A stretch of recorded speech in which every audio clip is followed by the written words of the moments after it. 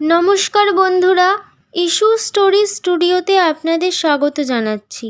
আপনাদের সামনে আমি উপস্থাপন করছি শেয়াল ও সজারু নামক ঈশপের একটি নীতিমূলক গল্প। তো চলুন বন্ধুরা, এবার শুরু করা যাক। কাটা ঝোপের ভেতর দিয়ে যেতে গিয়ে একটা শেয়াল ফ্যাসাদে পড়ল। তার ঝাঁকড়া লেজ আটকা পড়ল ঝোপের কাঁটায়। অনেক টানাটানি করেও কোনো মতে ছাড়াতে পারল না। বাধ্য হয়ে দাঁড়িয়ে পড়ল। সেই সুযোগে হাজির হলো দলে দলে মশা। তারা ঝাঁপিয়ে পড়ল শেয়ালের ওপর আর রক্ত খেতে লাগলো মহানন্দে। শেয়ালের লেজ আটকা, তাই লেজের ঝাপটায় মশা তাড়াতে পারল না। এক সজারু ঘুরতে ঘুরতে হাজির হলো সেখানে। শিয়ালের এই বেহাল দশা দেখে বলল, ভাই শিয়াল, বড় বেকায়দায় পড়ে গেছো দেখছি। রক্তচোষক মশাগুলোকে তুমি তাড়াতে পারছো না, আর ওরাও বেশ মকা পেয়েছে।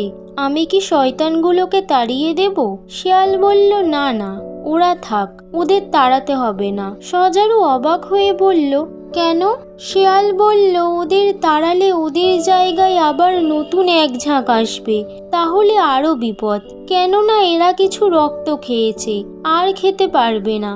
কিন্তু নতুন যারা আসবে তারা ক্ষুধার্ত, তারা খালি পেটে অনেক রক্ত খাবে। তার চেয়ে এরা থাক, এরা থাকলেই ভালো। নীতি কথা, যারা কিছুই পায়নি তাদের দাবি অধিক। এখানেই শেষ হলো গল্পটি। গল্পটি ভালো লেগে থাকলে লাইক এবং শেয়ার করুন। এরকম আরও অনেক নীতিমূলক গল্প শুনতে হলে চ্যানেলটিকে সাবস্ক্রাইব করুন এবং নিজের মতামত কমেন্ট সেকশনে জানাতে ভুলবেন না।